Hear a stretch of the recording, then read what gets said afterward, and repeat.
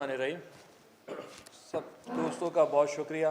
आज मीडिया के सारे दोस्त, आबाद के सारे दोस्त, और बेसिकली जो हम फील कर रहे थे, जो वक्त के साथ डॉलर की शॉर्टफॉल थी और जो पैसे इस मुल्क में नहीं आ पा रहे थे या जो डॉलर का कहीं सेटअप नहीं हो रहा था, मैं समझता हूँ जब तक ये चीज़ नहीं होगी ये कंट्री में बहुत सारे मसाइल इसी तरह होंगे। इसलिए कि जो मार्केट प्राइस है और जो परचेजिंग ब्लैक मार्केट है, बहुत बड़ा डिफरेंस है। आपके रेमिटेंस भी नहीं आ रहे हैं। जब तक आपकी कोई लॉन्ग टर्म पॉलिसीज़ नहीं आएगी इस मुल्क में, इकॉनमी, तो आपका इसी तरह अनसर्टेन रहेगा। अभी मुल्क की पोजीशन पॉलिटिकली भी और इकोनॉमिकली दोनों अनसर्टेन है। हमें इसको कहीं ना कहीं कोई डायरेक्शन पे ले जाने के लिए कोई डिसीजन लेने पड़ेंगे, जो डिसीजन पॉलिटिकली मैं समझ रहा हूँ कि नहीं हो रहे जो होने चाहिए थे। आबाद ने अगर 3 हफ्ते परचेज़ नहीं किया स्टील, तो 3 हफ्ते में वही स्टील, वही महंगा डॉलर, वही इंपोर्ट में 271 रुपये का हो गया। 350 वाला स्टील 271। इसका मतलब है कि कोई गवर्नमेंट ने इंटरफेयर नहीं की। उसके बावजूद सिर्फ बाइंग सेलिंग मार्केट को आपने सिर्फ रोका, जिसकी वजह से उन्होंने आपको उस प्राइस में 270 में, जबकि इसकी प्राइस अभी 250 होनी चाहिए हमारे हिसाब से। 2 लाख, मतलब ये बहुत कम शॉर्ट टाइम में ये सारी चीज़ें हुई, और ये 15 दिन, महीने के अंदर प्राइसेस ने इस तरीके से जंप किया। और मैं समझता हूँ कि आप देख लीजिए, आज 20 दिन हुए, 15-20 दिन में ये सारी पॉलिसीज़ वही प्राइस जो कॉस्ट कर रही है 271 पे आ गई। आज हमने 271 में हमने एक अपना वेंचर बनाया कि आबाद का इंडिविजुअल आदमी नहीं ख़रीदेगा, आबाद ख़ुद ख़रीदेगा और अपने लोगों को सप्लाई देगी, ताकि ये कार्टेलाइजेशन ख़त्म हो। जब आबाद अपनी परचेजिंग करने जाएगा 4000 टन, 5000 टन की, तो फिर आपको इंडिविजुअल्स को आप बाइंग नहीं करोगे। इसमें गवर्नमेंट की कोई इंटरवीनर नहीं है, कोई गवर्नमेंट की तरफ से ना आरडी का फ़र्क आया, ना एआरडी का फ़र्क आया। ये सिर्फ जो डिफरेंस नज़र आ रहा था उसलिए ये आपको नज़र आ रहा है। और आज परचेजिंग हुई, मेरे ख्याल से कोई 2000 टन आबाद ने परचेज़ किया। उसके बाद हम बैठे हैं सारी आपके सामने ये हकीकत बताने कि क्या डिफरेंसेस है जिसकी वजह से ये चीज़ें हुई हैं। देखिए, कंडीशंस तो हमें सब पता है, मुल्क की जो हालात है उसमें हमें सबको खड़ा रहना चाहिए और हम सबको कोशिश करनी चाहिए। कुछ दोस्तों से बात हुई, कुछ ऑर्गेनाइजेशन थी कि ऐसा ना हो कि रमज़ान आ रहा है और ये इंडस्ट्री में लोग, लेबर कॉस्ट, बहुत बड़ी लेबर इन्वॉल्वमेंट है, अगर वो चीज़ें काम नहीं चलेंगे तो फिर बेरोज़गारी और बढ़ेगी। और इसी को देखते हुए हमने इनिशियली ये चीज़ों को कंटिन्यू किया है कि ईद के बाद फिर हम डिसाइड करेंगे कि किस तरीके से चीज़ों को मज़ीद, अगर ये कार्टेलाइजेशन हो, एआरडी और जो आरडी है, अगर उस पर गवर्नमेंट से कोई बात होती है तो वो जाके ईद के बाद हम उसको आगे नेक्स्ट फॉलोअप करेंगे।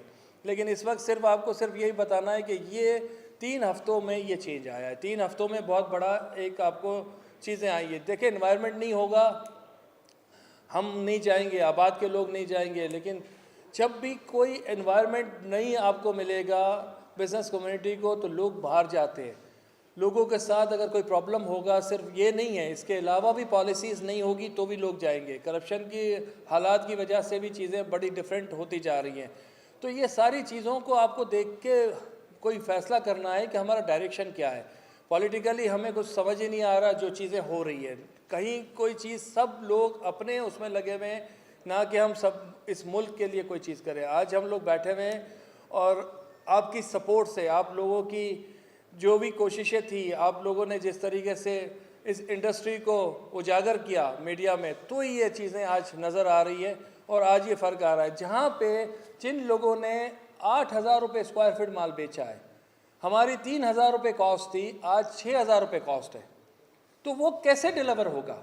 आम पब्लिक कहाँ जाएगी? जिनके प्रोजेक्ट में, हाँ, कुछ प्रोजेक्ट हाई प्राइस वाले हैं, जो 20,000 प्लस के प्रोजेक्ट हैं, उनको इतना इफेक्ट नहीं होता 3,000 रुपये से, वो कहीं ना कहीं सरवाइव कर जाते हैं। लेकिन जिसका सेलिंग कॉस्ट ही 7-8 हज़ार रुपये, वो तो प्राइस ही लैंड कॉस्ट के अलावा कंस्ट्रक्शन प्राइस इतनी करीब हो गई ताकि वो बनाने मुश्किल हो जाएंगे। हमें उन चीज़ों को भी डिसाइड करना है, उन लोगों को भी चलाना है। आम पब्लिक की इन्वॉल्वमेंट है, आम पब्लिक की उसमें इन्वेस्टमेंट्स है। तो ये, और वैसे ही शॉर्टफॉल ऑफ हाउसिंग है और हर साल वो बढ़ती जा रही है। मैं समझ रहा हूँ तो 50% प्रोजेक्ट ऑफ पाकिस्तान वैसे ही बंद है।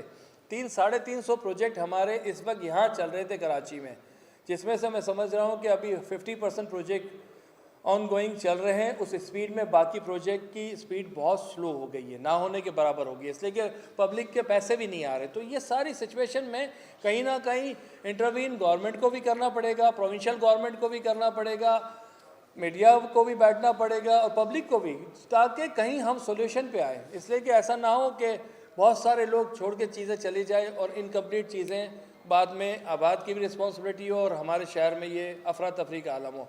जब तक कंट्री की कोई एक कंप्लीट पॉलिसीज़ नहीं आती लॉन्ग टर्म, या कोई डॉलर फिक्स नहीं होता, आज 350 का है, कल 450 का, 350 का हो जाएगा, तो क्या होगा किसी को पता नहीं, वो मटेरियल क्या कॉस्ट आएगी। तो ये चीज़ें अनसर्टेन है, इसको इम्पॉर्टेंट है कि कहीं सर्टेनिटी कायम होगी तो फिर ये चीज़ें बेहतर होगी इंशाल्लाह। हमारी सबकी ये चाहत होती है, हम तो कारोबार करने बैठे हैं, एक नहीं एक प्रोजेक्ट है तो दूसरा भी करना चाहेंगे, 10 प्रोजेक्ट करना चाहेंगे हर आदमी, लेकिन ऐसे हालात और ऐसा एनवायरनमेंट भी होना चाहिए ताकि हम ये जो शॉर्टफॉल ऑफ हाउसिंग है वो भी हो, इंडस्ट्री भी चले, लाइट इंडस्ट्री चले और लोगों को रोज़गार करे। बैकबोन होती है यार इंडस्ट्री, कंस्ट्रक्शन इंडस्ट्री। लेकिन इस सब कुछ के बावजूद भी किसी भी गवर्नमेंट की तरफ से कोई इन्वॉल्वमेंट नहीं है, कोई नज़र ही नहीं आ रहा कि कोई प्रोविंशियल गवर्नमेंट भी है या फेडरल गवर्नमेंट भी है। आज तक इतने हालात में किसी ने कोई कांटेक्ट नहीं किया। तो ये कंडीशन है, हम यही कह रहे हैं कि जब तक ये चीज़ें जो स्टेक होल्डर है उसके साथ आप बात नहीं करेंगे तो कैसे चलेगा। तो ये कंडीशन है और ये हमने अपने तरीके से इन चीज़ों को जब रोका तो मार्केट कम हो गई। तो मैं समझता हूँ कि ये वक्त की मुनासबत से जो फ़ायदा उठा रहे हैं या जो चीज़ें एलसीज नहीं खुलती और आप अपने प्राइस इतनी हाई कर देते हैं, तो जिसकी वजह से ये सारी चीज़ें। लेकिन अगर बाइंग पावर ही नहीं होगा, जब ख़रीद ही नहीं होगी, तो फिर आदमी क्या करेगा, वो फिजिबल ही नहीं होगा प्रोजेक्ट, तो आदमी को पीछे हटना पड़ेगा। देखिए हम लोग सीमेंट के लिए भी गए थे, स्टील के लिए भी हमने लिखा है। सीमेंट का जब कार्टेलाइजेशन प्रूफ हो गया और वो पब्लिश करने जा रहे थे तो कोर्ट से एक ऑर्डर ले आए, स्टे ऑर्डर। आज 3 साल हो गए, उन्होंने वो रिपोर्ट पब्लिश नहीं की जिसमें प्रूफ था कि उन्होंने प्रोटेक्शन रोकी हुई है सीमेंट वालों ने, और वो चीज़ अभी तक चल रही है। अब हम उसमें पार्टी बने, कोर्ट में गए तो आपको पता है कि कोर्टों का मैटर सालों साल की बात आ जाती है और ये डिसीशन तो इमीडिएटली करने हैं। तो हमने अपने तरीके से अब आबाद यही सोच रही कि जो भी परचेजिंग होगी, जितनी भी हमारी रॉ मटेरियल होगा, आबाद के मेंबर्स जितने, हम कोशिश करेंगे कि आबाद खुद बल्क बाइंग करे और अपने मेंबर्स को डिस्ट्रीब्यूट करे। इसी तरह सीमेंट भी, इसी तरह बाकी आइटम भी, ताकि मेजर आइटम्स उसका जो मोनोपलाइजेशन है वो ना हो। और जब एक क्वांटिटी आबाद बाइंग बल्क करेगी, किसी एक फैक्ट्री से लेगी, तो उसके लिए भी आसान होगा और दूसरे लोगों को भी ये होगा कि नहीं हमें उस प्राइस में लेके चलना है। तो आबाद खुद ही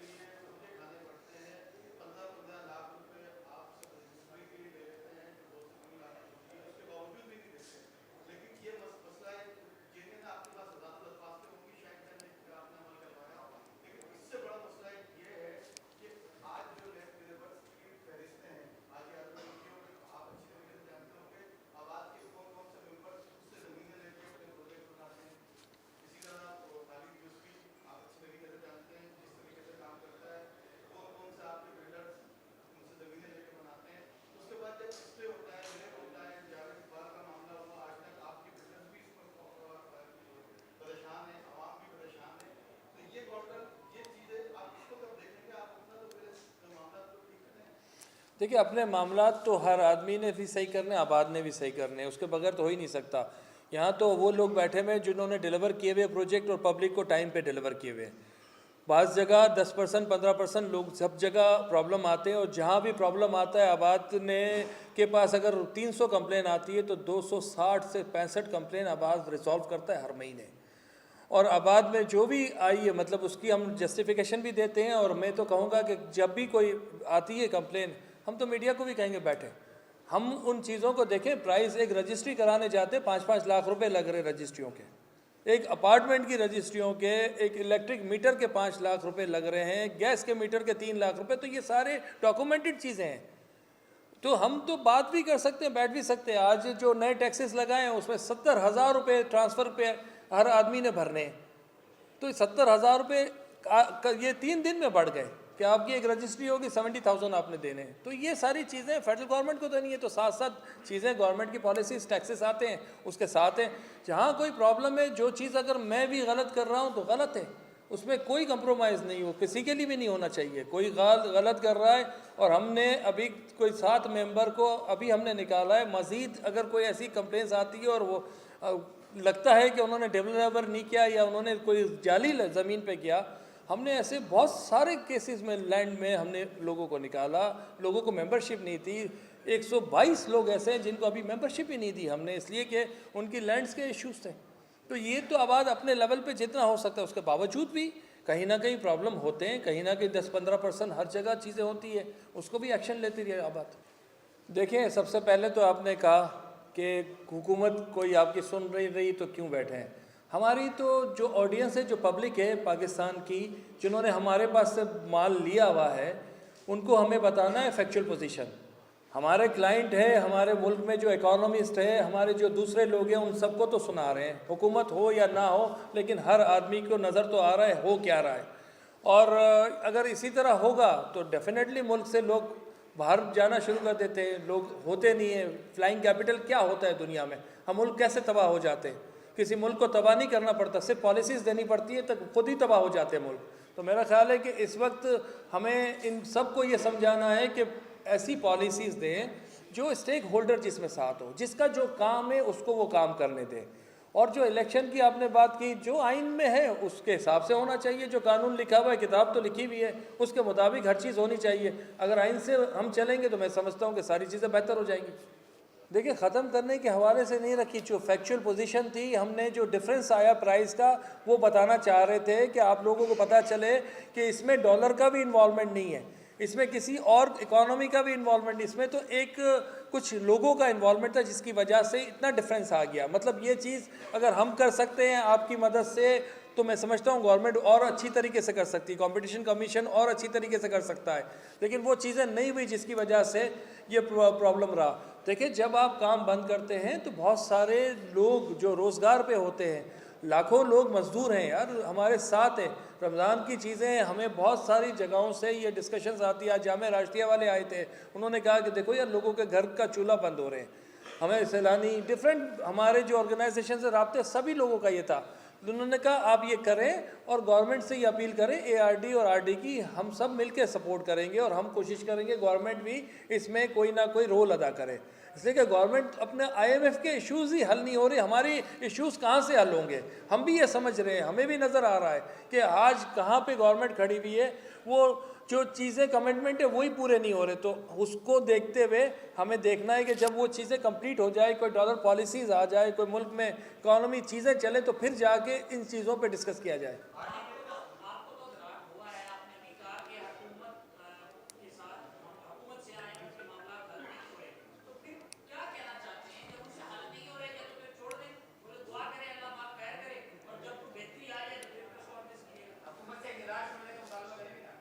नहीं, मैं हुकूमत से कहूँगा कि कोई ना कोई डिसीजन करें, इसलिए कि इलेक्शन होने, आज कोर्टों ने भी कहा है।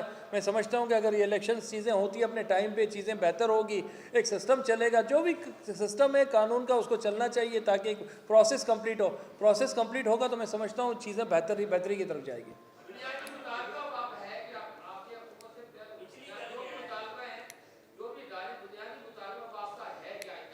आइंदा के लिए हमारा ईद के बाद हम करेंगे इंशाल्लाह। ईद के बाद ARD और RD पे हम गवर्नमेंट से तकरीबन आप समझे ये मिला के इस वक्त कोई 60,000 रुपये लगता है पर टन कॉस्ट आती है, RD और ARD मिला के 30% है ना, 30% हमारी RD और ARD आती है।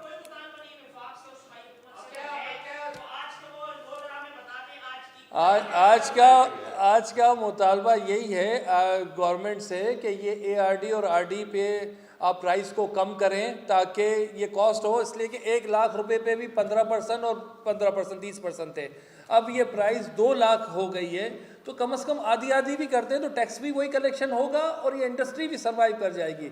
ऐसा ना हो कि लो कास्ट हाउसिंग का घर बनने मुश्किल हो जाए और हम उसी तरह कच्ची आबादियों को तरजीह दें। नहीं, हमारी तरफ से ऐसी कोई चीज़ नहीं होती, मैंने देखा हुआ है। लेकिन जो आप कह रहे हो, जब ये हालात होते हैं, इंस्टॉलमेंट भी हमारी 30% पे आ जाती है, 20% पे आ जाती है, जिसकी वजह से प्रोजेक्ट रुक जाते हैं। जो लो कास्ट प्रोजेक्ट है उसका कैश इनफ्लो स्लो हो जाता है इन हालात में। ऐसा नहीं है 10, 15, 20% लोगों की पेमेंट होती है, 80% चीज़ें जो हाई एंड प्रोडक्ट है वहाँ पे फ्लो भी चल रहा होता है, प्रोजेक्ट भी चल रहा होता है, वहाँ इतना इश्यूज़ नहीं है, वो प्रोजेक्ट भी चल रहे हैं। जितने भी हाई एंड 20,000 वाले हमारे प्रोजेक्ट है वो सब चल रहे हैं और कहीं भी कोई काम नहीं रुक रहा था। सिर्फ स्टील की कॉस्ट पे अभी हमने ये रोका था। जहाँ लो कास्ट प्रोजेक्ट है, जहाँ 10,000 से कम में माल बेचे हुए हैं, वहाँ पे ये सारे इश्यूज भी आते हैं, प्रॉब्लम। इसलिए कि 3,000 से 6,000 रुपये कॉस्ट हो जाएगी तो डबल कॉस्ट में तो वो कोई भी नहीं सर्वाइव कर सकता। अभी नहीं लिया, कोई भी हमने नहीं लिया इस वक्त तक। हम बाद में कहीं भी अनाउंस नहीं किया एक कीमत बढ़ाने की। किसी को भी, हमारे मेंबर को कोई भी परमिशन नहीं है कि वो 1 रुपया बढ़ा दे इस वक्त। अब मैं लिस्ट आपको दे देता हूँ उनकी सारी। आदम जोखियों का आपने नाम लिया। आदम जोखियों को आज से 4 साल, 5, 7 साल पहले आवास में नहीं है वो मेंबर। आज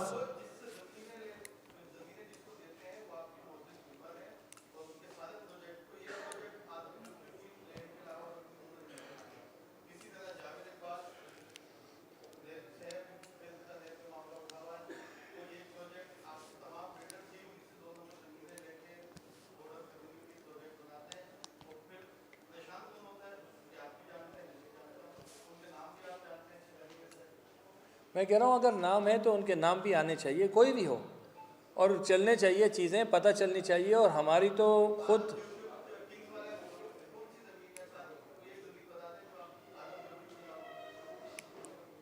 किंग्स वाले से हम पूछ लेते हैं। हमारे साथ 2 ज़मीनें हैं, बाकी ज़मीनें बगैर उसके भी कर रहे हैं, ऐसा नहीं है। चीज़ें तो सब जगह चल रही हैं। हाँ, ईद के बाद लाएअमल अगर ARD और RD पे नहीं होता तो हम फिर गवर्नमेंट के साथ बैठते हैं, पहले गवर्नमेंट के साथ एक लेटर लिखते हैं, टाइम लेते हैं, जो अभी चल रही है। देखिए, हम कोशिश तो करेंगे ना। जो भी आज प्राइम मिनिस्टर है या फाइनेंस मिनिस्टर है, हमारी कोशिश तो होगी। आज तक नहीं बैठे, आज ये मैसेज दिया है हमने कि वो नहीं बैठे। जिस दिन बैठेंगे उस दिन आपको कहेंगे हम बैठे हैं उनके साथ।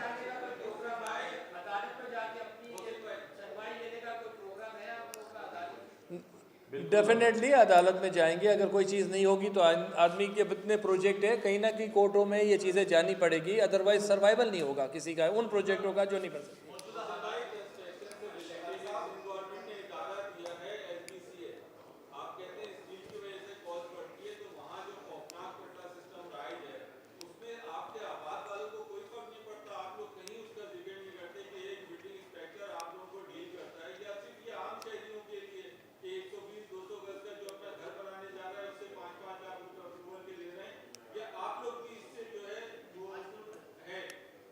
नहीं, इफ़ेक्ट तो सभी लोग होते हैं। जब भी कोई चीज़ ऐसी होती है जहाँ पे कोई सिस्टम होता है तो सभी लोग इफ़ेक्ट होते हैं।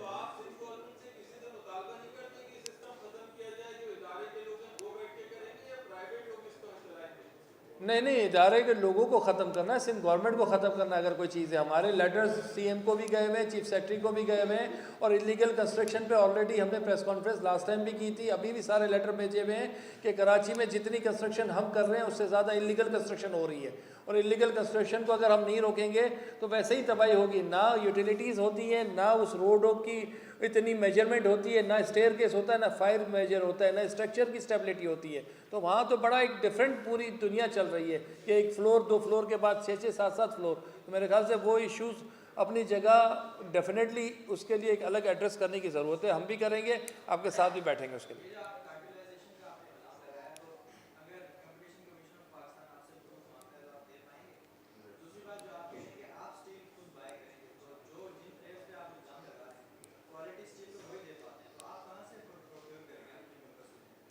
देखिए, हमने अभी 2,000 टन स्टील इन्हीं फैक्ट्रियों से ख़रीदा है जो 3,45,000 में दे रही थी, कहीं बाहर से थोड़ी ख़रीदा है। और इन्हीं लोगों ने क्वांटिटी पे हमें दिया है। जब आपके पास डिमांड एंड सप्लाई का डिफरेंस आ जाता है, जब मटेरियल पड़ा होता है तो फिर तो आपको देना है। तो वो तो अब बाइफर्केशन हो जाती है, तो हर आदमी को इंडिविजुअल आप डील कर रहे होते हो। अब आबाद अपने लेवल पे एक ग्रुप बन के परचेज़ कर रहा है, जिसकी वजह से हमें ये फैसिलिटीज़ हैं और ये हम उनको पेमेंट भी दे रहे हैं कैश, ताकि ये चीज़ें सही तरीके से हो जाए। तो हम तो ये डिफरेंस आपके सामने है कि कितना बड़ा डिफरेंस है, 30,000 और 50,000 रुपये टन का फ़र्क पड़ा है। बहुत शुक्रिया।